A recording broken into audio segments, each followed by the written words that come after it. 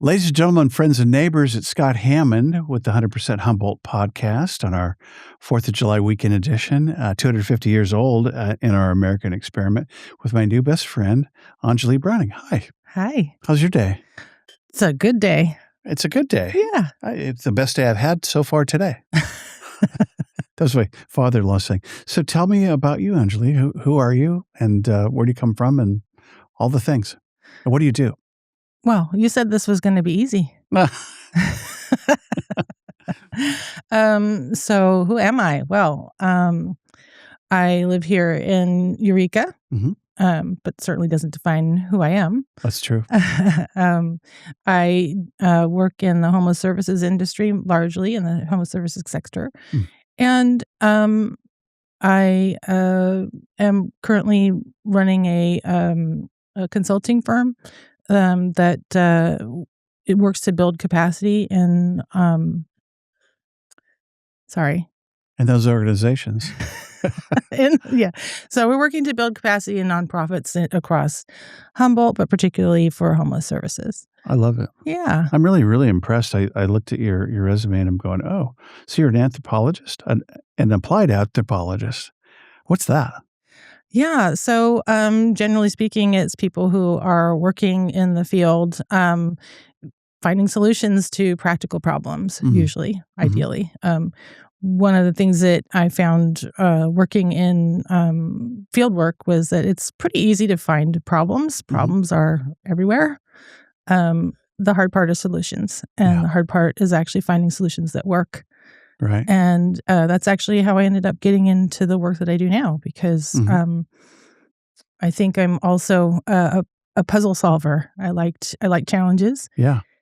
And actually, the way that I ended up in homeless services was the former executive or the current executive director at Arcata House Partnership. We had been on a city committee together. Who is that? Darlene Spohr. Okay.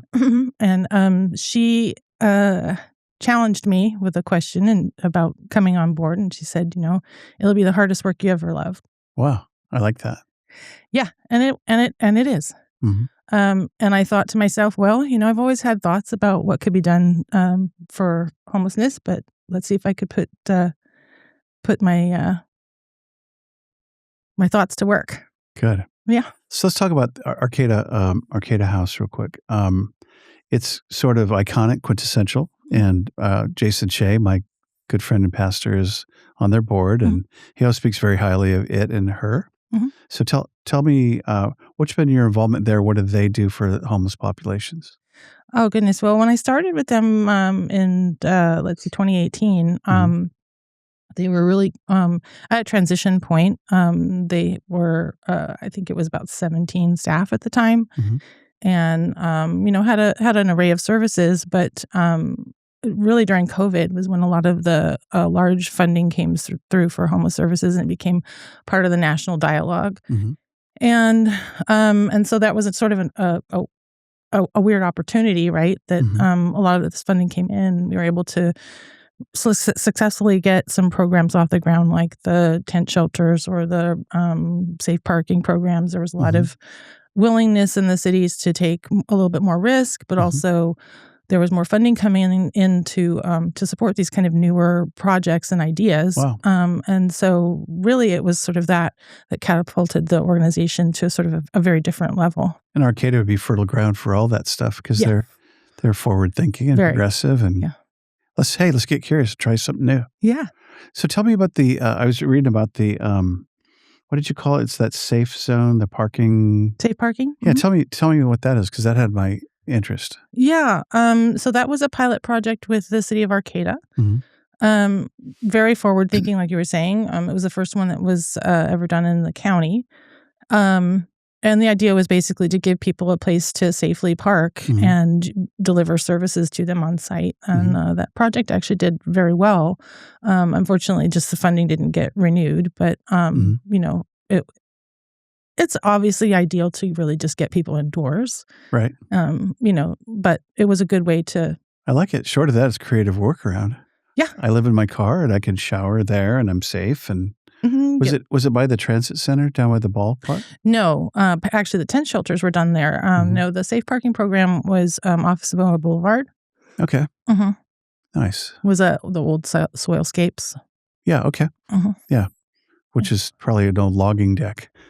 Yeah. Back in the day. Yeah. Well, it's right next to that little logging spot. Yeah. So Arcata House, what do they do? Tell me about the services they provide. Yeah, they have. Oh, before you do, I have to do my prop.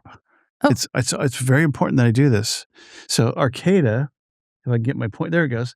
We're in Eureka. Arcata's up here on the northern side of the bay. Yeah. And we're here. I live in McKinleyville, and Nick lives in Eureka. Don't you, Nick? See how I broke the fourth or fifth wall there? Mm-hmm. Anyway, so sorry to interrupt my question. Right. Yeah. Your answer. Yeah. Arcata House. Yeah. So Arcata House has the full spectrum of homeless services. So that means they have everything from walk-in or outreach services, shelter programs, and permanent housing. Mm-hmm. And they've done a lot of firsts in the county, for sure. Tell me some. Well, obviously those programs I just mentioned, the tent shelters and the safe parking, but also the Project Roomkey when that launched during COVID. Yeah, what's that? So that was funded by the governor during COVID to safely shelter people in place who had no shelter. And so basically it funded putting people into hotels to shelter in place. And actually, the project we ran there was quite successful. We had a very high rate of placement out of that program. Wow. Partly because around the same time, or actually sort of following up on Homekey, was the recognition that, okay, now where do we put all of these people? And so the governor started Project Homekey. And that was to basically take these same hotels or other hotels, basically fund the rapid conversion of hotels into permanent housing. Wow. So like Valley West out that way? Yep. So the Arcata House had one of those, the Grove. They also did the Kemiak Place, which is in Eureka. Okay. And so a lot of the people that were in Roomkey did transition to those. Were in Roomkey, went into Homekey. Into Homekey. Yeah. Okay. Got it. Cool. And so, when I think homeless, I think a lot of things, but I think of Betty Chen. So you were part of her world for a minute. Yeah. Tell me about that. Yeah, I've worked with Betty over the years, working to transition people. All the providers locally do cooperate and, sort of try to help problem solve on people. Yeah. So I'd known her for quite some time through that process. And as I mentioned, about a year ago, I started working on my own and consulting. I have a group of partners that we all work together. And Betty had asked me to help her on a couple of projects. And she sort of just calls me when she needs an extra hand or... As I was talking to you off camera, she came over yesterday because we found an old photo of her at a friend's house. And she was so touched. And she's always very gracious. Oh, yeah. Yeah. And I had her on the show. She's one of my first guests. And oh, really? I had all this preconceived notions, as we all have. Yeah. And she dispelled like 97% of those. It's like, wow, you're an amazing person. I go, are you ever afraid to go to a homeless encampment? She goes, never. I'm not afraid of anyone. I go, okay. I can personally attest to that. Before I ever met Betty, I'd heard about Betty, right? Everybody's heard about Betty. Right. And not too long ago, actually this last winter, I had been working with her on some things, and I'd heard that she didn't have some staffing for that night's winter shelter because most people don't realize she's still there for him, and she sleeps right there, or she does right on the spot, right? Yeah.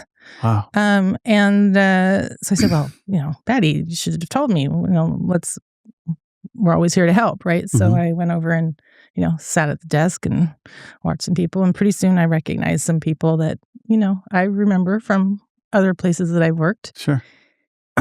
A particular person that I know even police don't really like to engage because that person tends to be pretty escalated and gets physical.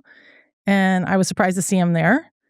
And he was very peaceful, sleeping in his bed. And he started to get up and she was just coming the other way, and he said, I'm going to move over here. She says, no, you stay there.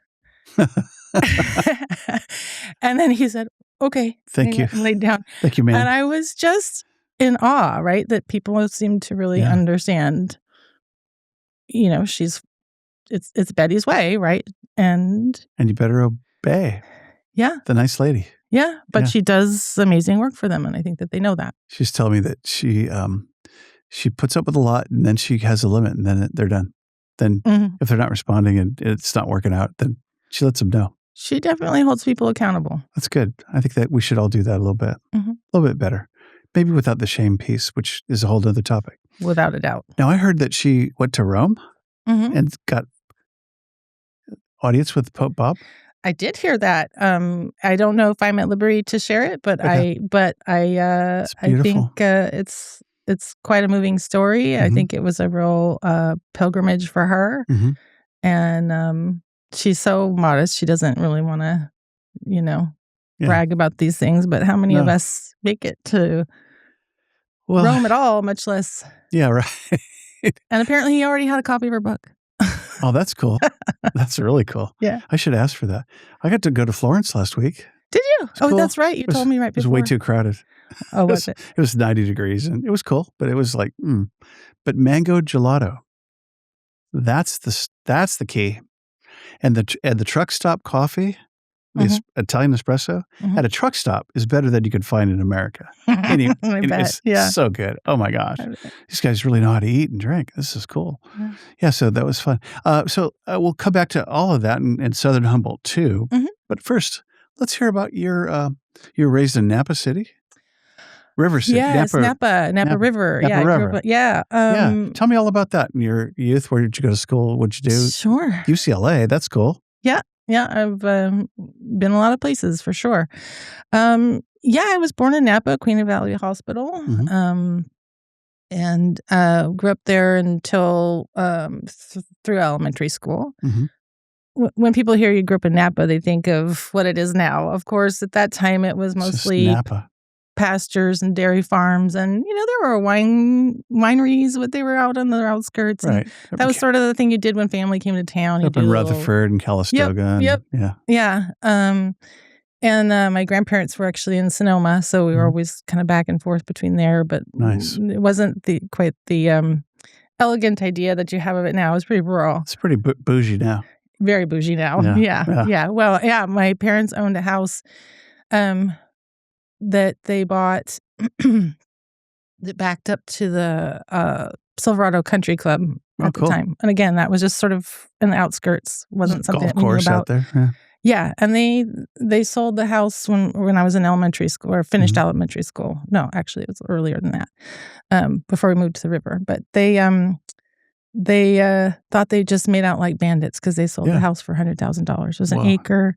Whoa. Backing up to the country club. $100,000. Yeah. They thought, oh my God, I can't believe they paid that. Right. Yeah.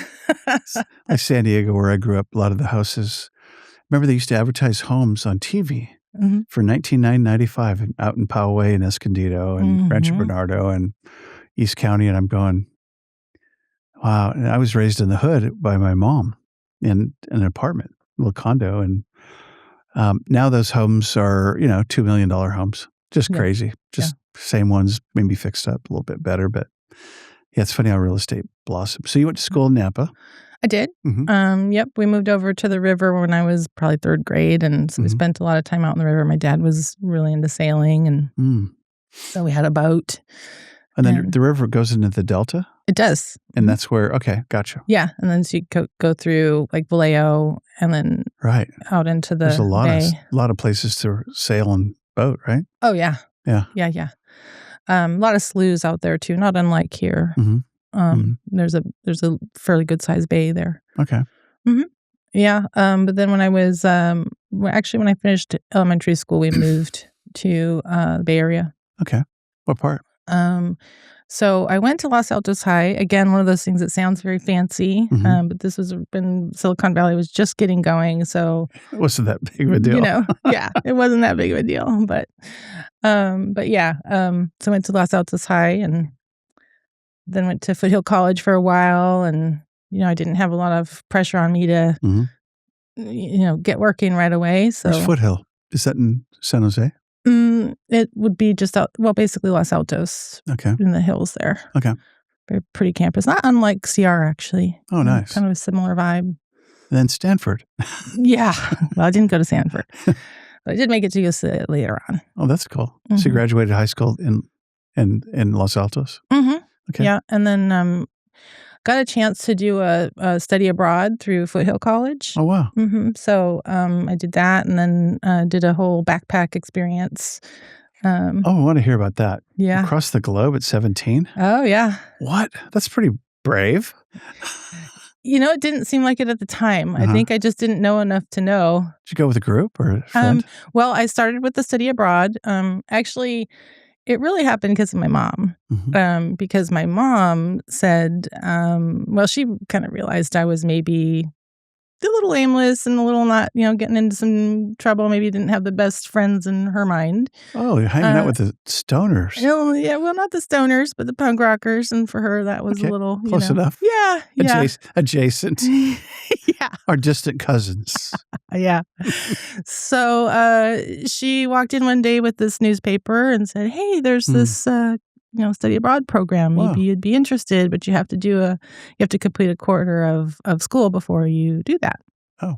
And so I said, sounded pretty interesting. So it was a study abroad in London, and I actually had a friend that was living there already, and so I started there. Got the Brit Rail pass, and then the Eurail pass, and then in those days it was also you could fly from London or wherever to Amsterdam. Yeah. Cheap. Just cheap, quick.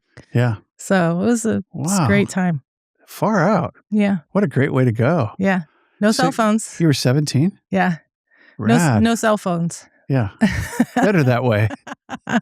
Yeah. It's kind of weird to imagine a world without the weird device trailing and reporting in, and God, what am I going to, how will I get, you'll ask somebody or get a map. Or you just had to wait till they got a message and called you back. Or you'll wing it or make a phone call or do something. Yeah. Yeah. It was one of the really most amazing experiences of my life because, I had a Eurail pass or a Brit Rail pass or, whatever, and a map. And just wake up and decide where you're going to go that day because everything was so accessible, Europe's so close. Yeah. Did you go to Eastern Europe too? Not as much. I regret that. I would have liked to have done that. But I did go, after there I went to India and Thailand and, a handful of other places in the East as well. But still at 17? Did you turn 18 on the road? I did turn 18. Wow. Yes. But, it was just such a different world. I think about now, I have a son who's 15 going on 16, and I couldn't imagine just cutting him loose. Right. I mean, I have the cell phone just, tracking him when he's in Eureka, In the country called Eureka. Yeah. Yeah. So, that would be, I can't even imagine it now, but it was just such a different time. Oh, yeah. Parents I was different. 9, 10, 11, 12 years old going downtown San Diego for the day. We'd get on the bus at 10 in the morning and go all day downtown Balboa Park and play. And Jack in the Box downtown was a big treat. And the Spreckles Theater had a movie. And they had these things called arcades. I remember those. Go to the vinyl store and look at the vinyl, like Nick's collection over here. And it was just a Ferris Bueller's Day Off, and nothing ever happened. It was always cool. I was never really, maybe we were stupid or just, dumb luck. But it was like, different world. Well, I also feel like we didn't have the same steady diet of, fear factor around every corner, Yeah. True. Actually, in my house, sometimes the news can be so bad, that I stop listening. Yeah. And my son took on a habit of, now kids are all on their devices and have their, their feeds, right? And so he's been finding all of the positive stories to tell me in the world. Whoa. And he just starts reading them to me. Did you know? And it's been great guy. Yeah, and it's been such a breath of fresh air for me. I bet. Right? Just to hear, that's right, there are good things happening in the world, and we need to focus on those. Yeah. I want to ask what that feed is. I'll find out. I'll get it. Yeah. Chat will tell me. Yeah. Chat knows everything. Yeah. No, I love that because we stopped doing news probably early COVID, like early-ish. It just like kind of turned that feed off because it's like it's the same story recycled again and again. It's like, and it's all crap, and everybody's going to hell in a handbasket, and life's horrible, don't you know? Yeah. And then people start walking around acting like that. It's like, oh, wait, is there a correlation here?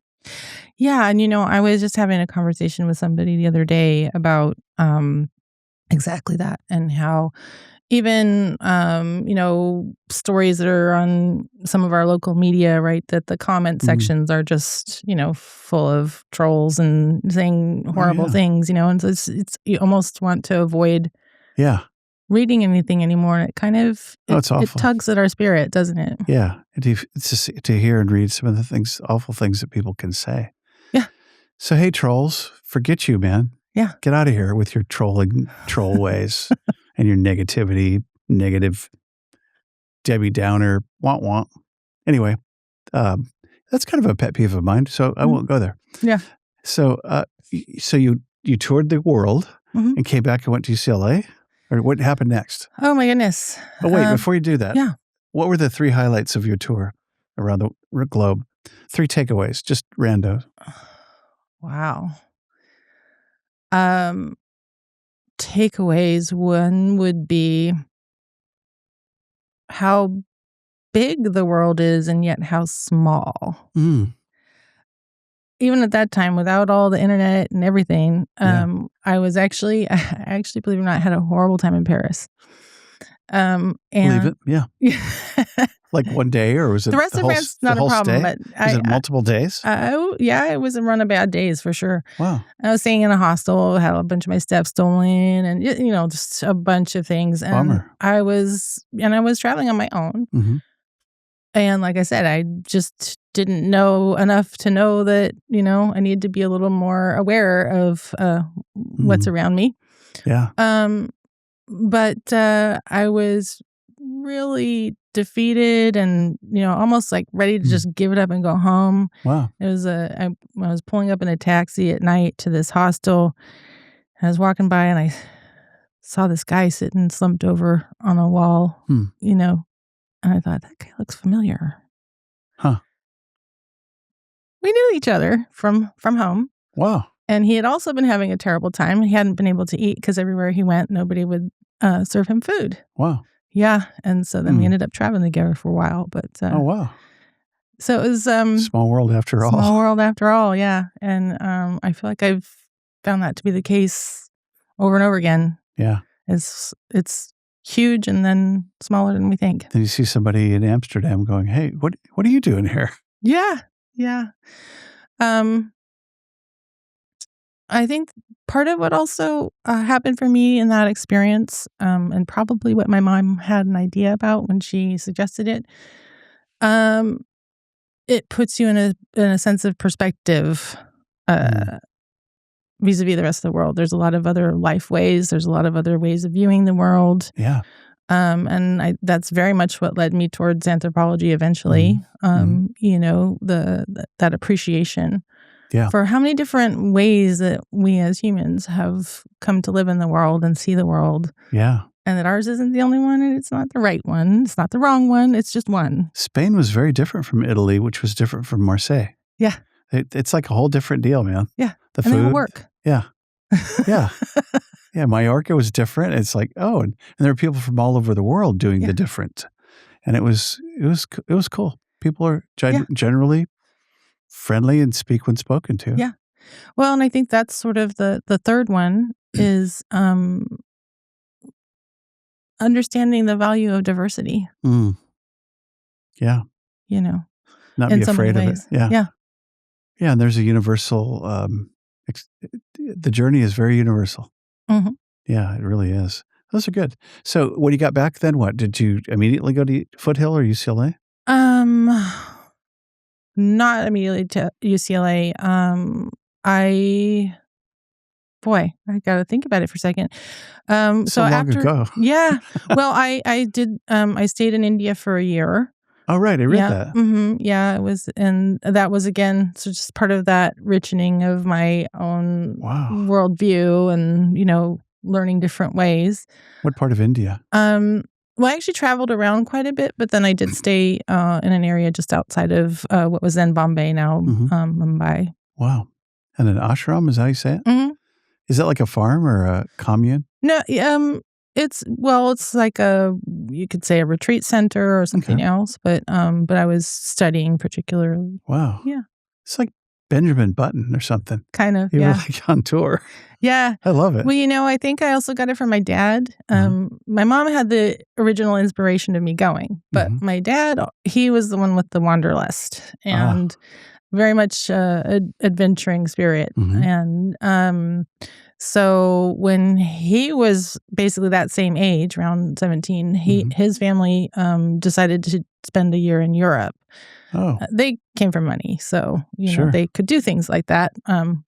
My family didn't have the same money, but so we didn't quite do it like that. But yeah, they spent a year traveling abroad, and so that was his last year of high school, was basically doing that. And so I think that all of those stories and experiences really, I had a number of friends from Humboldt State that did that and were able to go for a year or 6 months and just backpack and hitchhike and Eurail and do the whole thing. Yeah. Well, I think because there it's also so easy. I mean, it's almost just the national kind of default. That's what you do. Right. Right. And so everywhere we went, I shouldn't say everywhere because obviously Paris was different, but there were so many places that, you just get off the train and somebody's right away, oh, do you know where to go? Do you know what? And it was just very genuine, Want to hear a funny train story on the way to Paris? Yes. So my son Jesse and daughter-in-law lived in Utrecht, Netherlands, south of Amsterdam. So we're on the train going to Belgium, to Ghent, and somehow we got on a Eurostar. It's red and it's fast. It's packed full of people, and they're having a good time. And the guy comes, gets our ticket. He goes, "You're supposed to be way on the Rotterdam. You're supposed to be way over there. How did you get on this train?" And he goes, "You have to get off this train." I go, and now we go into old, dumb, and American mode. Started, but, and and the train was packed. It was on its way to the Olympics last summer. Oh, and fortunately, the next stop was Ghent in Belgium, where we were getting off, and it worked out good. But that was our dumb American. How did you even make it on this train, dude? Story. What are you doing here? Well, and the thing is, most people there will speak 3 or 4 languages, right? Yeah. And we're the only ones that are kind of, expecting everybody to speak English. Yeah, I wish I would have tried a little harder in Spain to speak Spanish, because I could do a little bit. But yeah, I think to make the efforts charming, and I think they appreciate it a little. So anyway, but yeah, in Netherlands, it's funny because people, the Dutch probably speak better English than many Americans I know. Yeah. Super articulate. Yeah. And also a different culture, game face, tunnel vision, and then, hey, I'm lost. And then they become human and they go, hey, well, let me see if I can help you. And so it's just kind of a whole different deal. So leading to UCLA, did you do the 5 years in Mexico after college? Actually, I started there while I was doing my graduate work. Okay. Because that's where I did my field work. So what did you study at UCLA?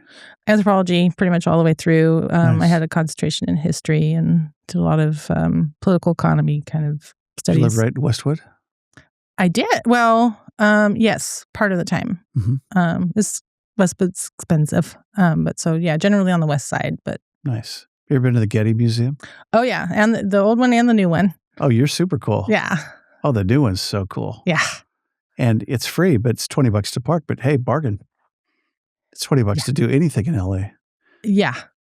And yeah, we've been a couple times. It's really amazing.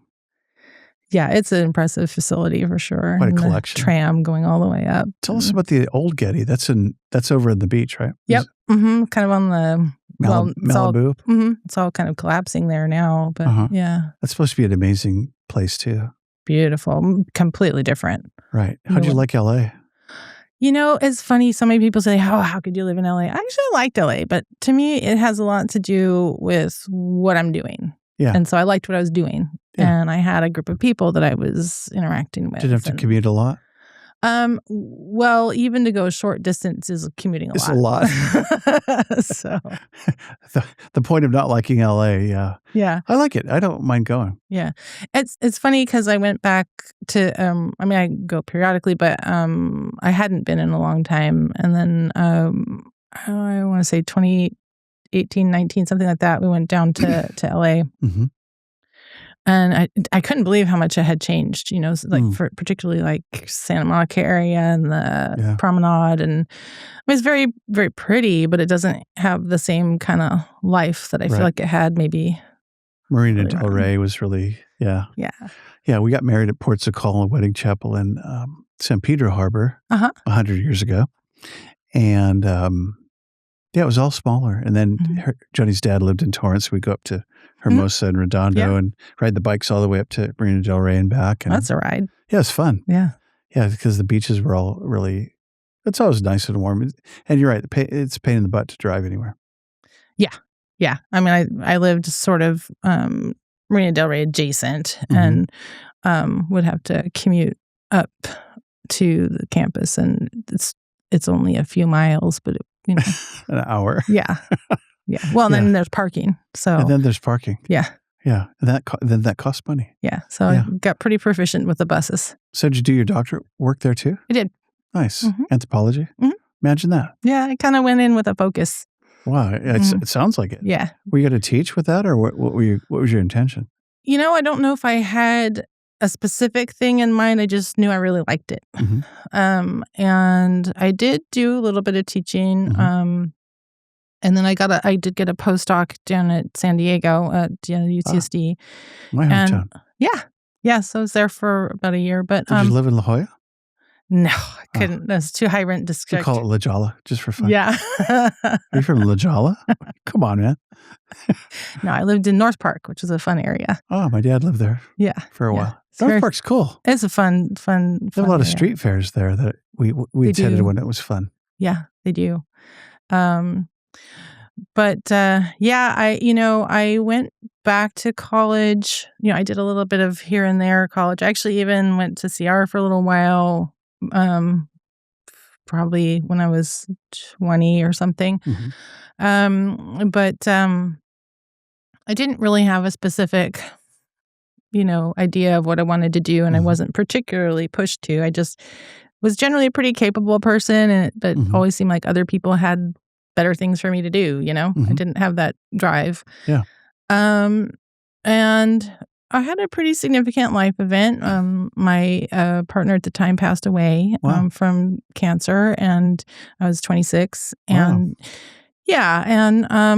it gives you perspective in your life. And I think it gave me a moment to think about what am I doing here? What do I want to do? And I'd always been interested. And like I said, that interest started with all of that traveling, and I just did it. Nice. Absolutely loved it. And when I had gotten my postdoc, when I was doing my field research for the doctorate, I was living in Mexico and met my husband there. So that sort of is another life course change. Yeah, I bet. Where were you in Mexico? In Oaxaca. Wow. Cool. Yeah. It was pre-Coco, though. What'd you do there? Pre-Coco? Very different now. Seen that movie. Yeah. Sorry. What'd you do there?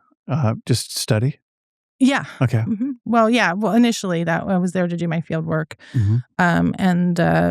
And then came back to finish my program, and then he came up to do a program. He got a master's in urban planning. Wow. And so actually at UCLA as well. So we kind of just both got on that train. Trajectory, that train, yeah. And now it's all matter of record.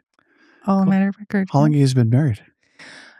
We are going on 19 years. Congrats. Yeah. That's cool. Is that right? It's 2026. It is 2026. I know that part. I don't know the 19. Yeah. Cannot verify. So if you're just joining us, my new best friend, Anjali Browning, and I'm delighted. I mean, I've never talked to somebody that's traveled so much. So look at you go. Been there, done that. So let's talk about SoHum here in a minute. I'm trying to think if we want to. Oh, let's introduce the. Do you like chocolate, perchance? I mean, a little. do you have to ask? I don't. Hi, Jody. My wife Jody says there's no woman that does not like chocolate, and she could say it. I didn't say it. It's not. I like Jody already. Yeah, Jody's. It's the black fig. Oh, that's a fantastic one. Personal favorite. And let's do the quiz, and then let's talk a little bit about SoHum and how we could get a hold of you, and shout outs, and how we could support the work that you do, and maybe those that you do it for. Sounds great. A lot of agencies, right? Yeah. There's ways that we could participate by our time or treasure. Absolutely. And, homelessness has been, the three things, housing, homelessness, and healthcare. You're right on the main theme of this podcast. So it's a recurring thing. And it's an important thing to focus on. Yeah. Affects everyone. Yeah. And the answers we'll get to, but let's have some fun first. Let's get you that black fig. Ready? Okay. Anjali, for all the money and the Dick Taylor chocolate bar. Brought to you by Dick Taylor Chocolate, Eureka, California. Right over there on the map. Mm-hmm. What was your best day ever? The day my son was born. Ooh, nice. He's 15 now? Mm-hmm. Ooh, good answer. Why was that the best day?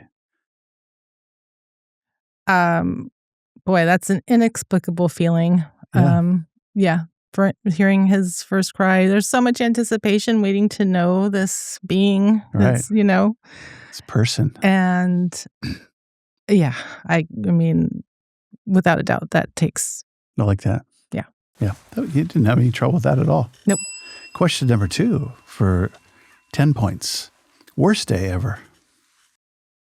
Oh my goodness. I think I might have just had it. Not today. No, not today. Oh, good. Worst day ever. Wow. Probably the day my mom died. Mm.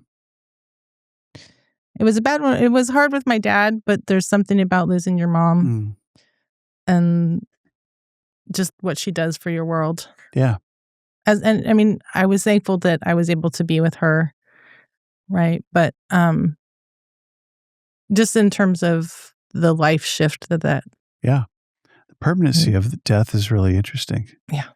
Yeah. We got to talk about death a little bit yesterday. It was really good. It's really kind of a refreshing topic, although hard to talk about, because then it brings a lot of perspective. And at 66, I could attest to the fact that I'm in my autumn years. And, none of this, nobody gets out of here alive.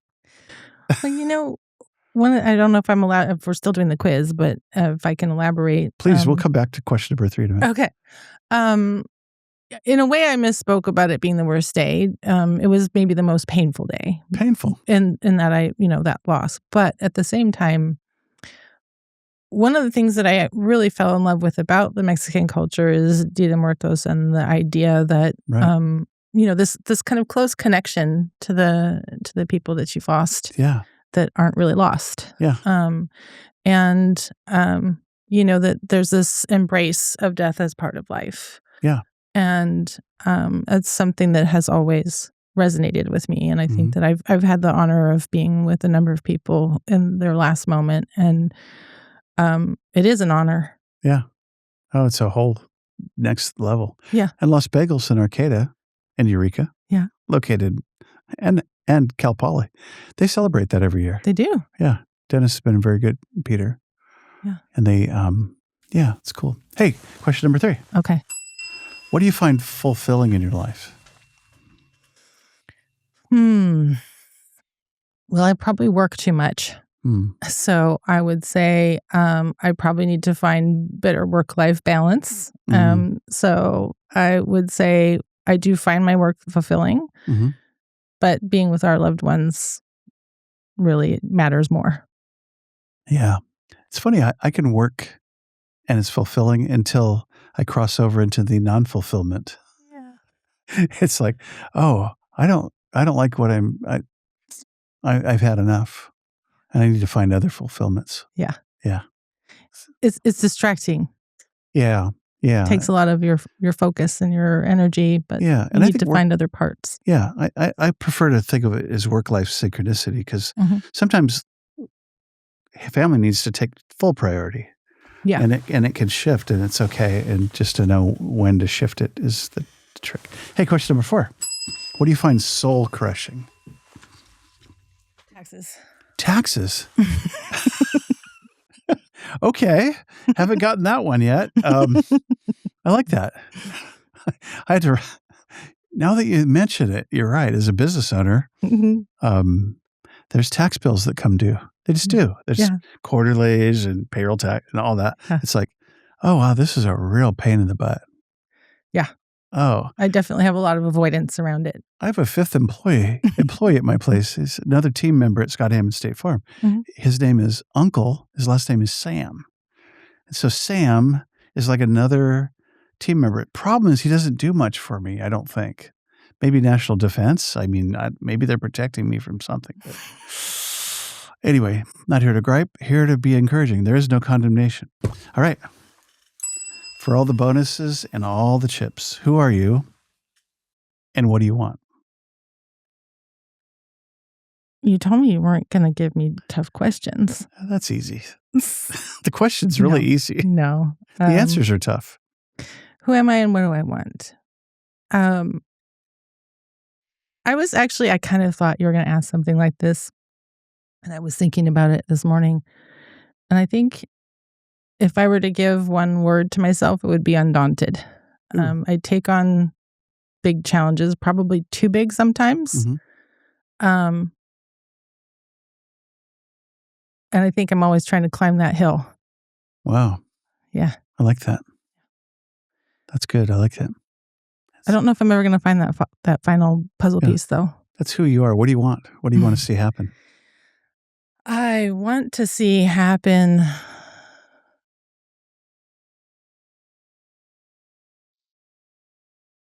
I want to see happen a real qualitative commitment to change. Ooh, I like it. That's a powerful answer. And with that, a powerful black fig bar. 72% Tanzania dark chocolate with black fig. Congrats. Ooh, let's ring the bell. Has anybody failed the quiz? Do they what? Has anybody failed the quiz? No one yet. No, not yet. Good question. So let's go back to SoHum and your newest projects. Southern Humboldt, which lies in the south of Humboldt County. It does. Right in here. Kind of down the 101, not the 299, but down here. Lots of, still a lot of timber and a lot of farms and absolutely still very sparsely populated and kind of depressed now post-cannabis, right? Very. Yeah. Definitely. It's economically struggling. Businesses are having a hard time. And post-cannabis, has that added to the true immigrants that have become jobless and stayed around Humboldt? Is there any correlation? I think there's science around that. There's some. I mean, I don't know that there's anybody that's actually quantified, how many people are post-immigrants that are now homeless. But to be honest, since I've been working down there with SoHum Housing Opportunities and also a little bit with Redwoods Rural, because they had a partnership with Redwoods Rural, several other organizations.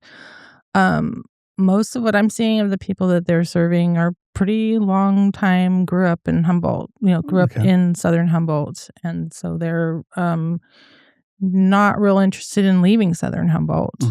All of them, for the most part, do have family nearby. I mean, there's some roots, there's some people that don't have the long-term roots, but most of them really are. I imagine things are pretty tough down there. I know business-wise, Garberville's supposed to be kind of a mess. And it's tough. They don't have nearly enough business to support the local businesses, for sure. Yeah. So tell me what you guys do down there. Yeah, well, I started working with them just about a year ago. I had not really officially consulted, but when they were first applying for the current grant that they have, I had given them a little bit of advice and whatnot. But about a year ago, Patty Ray, who was the person who was really kind of spearheading that organization and that effort, and Jimmy Durschlag and a number of other people down there that really put in a lot of heart and soul and built an organization.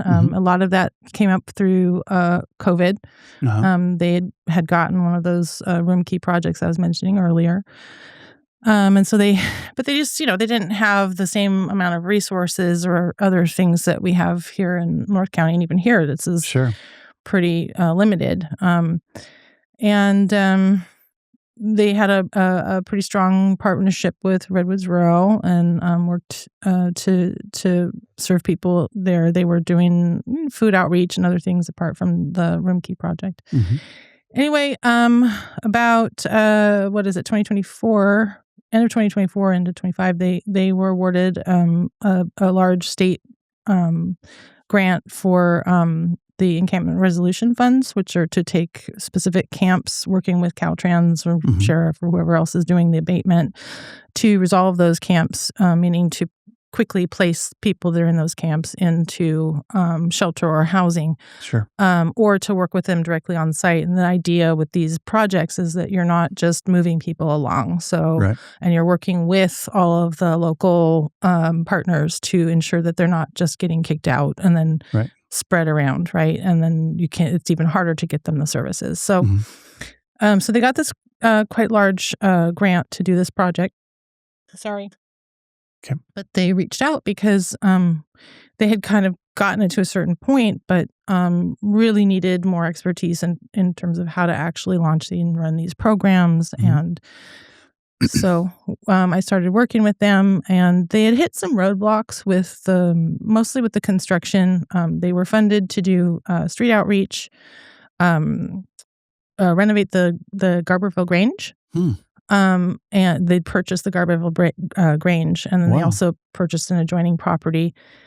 And they were just hitting some issues with the construction. It was a bigger undertaking because they bought that second property and needed to merge it. And so it turned into just a much bigger administrative project. And so they were really kind of stalling on getting their shelter open. So luckily, we were able to strike some great relationships there. When Patty initially made some of these relationships, and then I just kind of rode the wave in a sense. But so what we did was we very quickly, it was coming up on the winter, and they were worried about getting people indoors this last fall, November. And so we worked out a relationship with one of the local hotels to quickly shift the shelter operations there. And they gave us a great price, and we were able to, and the family there, I want to give shout out to Ken, who owns the Johnstons. That's where we've been. Hey, Ken. Yeah. Good job, Ken. Just amazing person, and has been a tremendous asset to making this happen.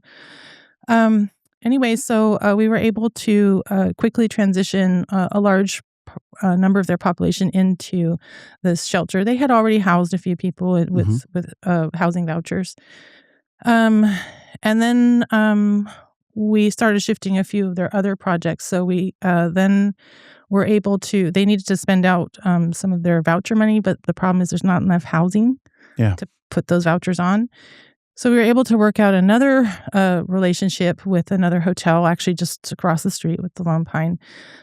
So shout out to Neil. He's also been really wonderful in this process. Yeah. Hey, Neil. Yep. And so we were able to work with the state and with the county building department to get permission to use the rapid rehousing funds, which is a very specific type of funding, to master lease the hotel.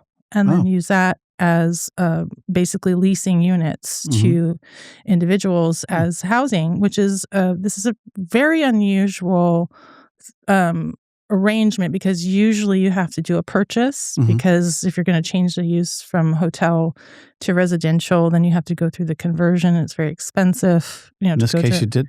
Well, we have, again, shout out to the building department. They've been fantastic. Chief Ingersoll, chief among them. But he... What's his first name? Is it Keith? Keith Ingersoll. Thank you. Yes, Keith I had is a blank. In the planning department? Yes. I know Keith. Hey, Keith. I miss your dad, Norm. His dad is Norm. We used to go to church with him. Oh, wonderful. Also a builder. But yeah, Keith runs planning. Yeah. And he made this happen. Yes. Keith Ingersoll, ladies and gentlemen. The man, the myth, the legend. Wonderful. Yes. I'm cool. so thankful. Basically, they did something kind of innovative. They said, you know what? We don't really care how you're going to pay for it as long as you don't actually change the use. And so under certain parameters, they allowed us to move forward with this. Wow. And so it created almost what would be like a Homekey light. So instead of having to do a purchase and renovation and conversion, and it was a unique facility that allowed us to do this, a type of setup, because all the units already had kitchen and microwave, and then there was a main house that they could use as sort of a shared facility. So the project, or the site itself lent itself to this idea. And the people were stoked. Yeah. Yeah. Is it mostly men or women that would use it, in this case, that property? You mean in terms of the participants? With the population. It's definitely more men than women, but a lot of women. I would say we're probably running about 35 to 40% women. Okay. An Arcata House, would they do more women and children? I'd say it's about the same. About the same? Yeah. Okay. I mean, they are larger, so they serve a larger number of people. Gotcha. And they have dedicated family shelter and, other kinds of shelters. So, SoHum Housing Opportunities, they're just really getting off the ground as a funded organization. So before we talk about your legacy and who you want to be remembered as and by and for, what if we wanted to send treasure and time to, who would you shout out? I mean, your organization, you could probably do you guys use volunteers? Oh, so for our consulting group, we don't necessarily utilize volunteers, although probably in the future we will. We're also very new. But certainly SoHum Housing Opportunities needs volunteers, 100%. Shout out that. Where do we find that? They have a website. They're on the web? They are on the web. What are they called? What's the address? So it's SoHum Housing Opportunities. Just type that one in the Google. Okay. Yep. I'll find it. Or chat. Okay. And how do we get a hold of you? So we support you guys. Oh, I love it. So we are Rise Over Run Strategies, but it's just ROR strategies.com. And I say that, but probably if people go to it right now, it might not be active. So working on that, but we do have the domain. What does ROR mean again? Rise Over Run. Rise Over Run. Rise Over Run. Run. Rise Over Run. Yeah. Okay. It comes from actually my very first anthropology class. So Rise Over Run is the like when you're building a staircase or a slope, it's the rise to run ratio. Right. Otherwise you have really steep stairs. That's right. Yeah. You got to get the right proportions. Yeah. Or you have really long stairs that never end. That's right. And never get there. Yep. And so the idea, obviously there's a housing component to this, right? But the idea is that, you have to have the right ratio for healthy growth. Nice. I like that. Yeah. So what do you want to be remembered for? What do I want to be remembered for? Doing really good work.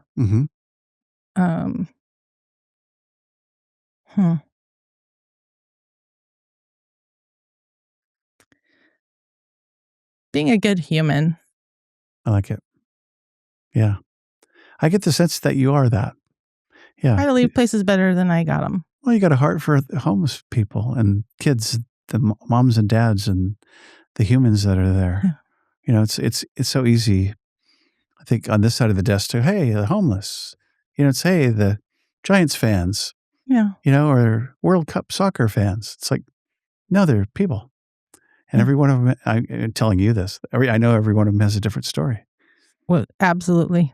Radically different. And we love Zach. He's the guy that's homeless behind my store. And Zach's just a wonderful human being. Yeah. And he's cool. And I'm sure I don't know his issues. I'm not in my lane to ask. But I see Zach. Yeah. I see him. And I don't understand him, but I'm present with him and I get it. So tell us more real quick about what we can do as other humans and helping fellow humans.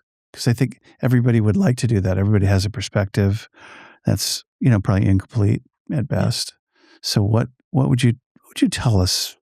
What could you share with us to go, hey, here's how you can maybe come on the field and play football with us. Yeah. Jump in the water.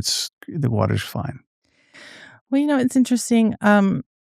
Homeless services and many other kinds of crisis services, particularly like rape crisis or, domestic violence services, they're kind of, for a lot of people, kind of uncomfortable topics. Like, we know they exist. Totally. Right? Yeah. But we're not real comfortable with them. Or we all have a little bit of unease, like, yeah, maybe I should do more. Maybe I should help more. Maybe hospice. Right. People are dying. What? Yeah. And I think at the end of the day, it's about acceptance of what is. We're not going to, we can't fix everything. Yeah. Right? Yeah. But we can make our small contributions, however that looks. It's different for each person. Yeah. And I think back to kind of what we were talking about earlier, it's so easy to become desensitized. Yeah. Right. We're walking past so much all the time, and it's exhausting, and there's so much need for help in so many different ways, and we're all bombarded by those asks. And, I would say, look in your backyard, look in, to your Zach's, right? Yeah. But hi, Zach. Yeah. I think acknowledging, not looking away, and, giving what you can. I like that. Yeah. There's so much misunderstanding about both homelessness and homeless services. And, when SoHum, our show, first reached out to me, they were asking me to help, and I knew it was going to be a heavy lift. There was a lot of work to do. And,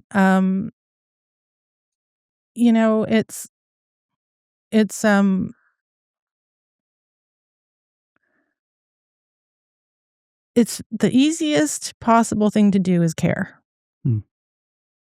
Right. And at this point, I've interviewed and hired, I don't know how many staff at this point, wow. And trained a lot of people. And almost everybody comes in saying that, their reason they are applying is because they care. And I'm not diminishing that whatsoever. Sure. That's a baseline. You got to care. It's just like with having a family. The easiest thing to do is love them. We love them. The hard part is living with them. is living Those with them. Family people. Absolutely. And so, the same thing is true in this case. The hard part is learning what it means to help. Yeah. And helping doesn't always look like giving people everything they want. I mean, of course, there's not enough. We need to provide more, right?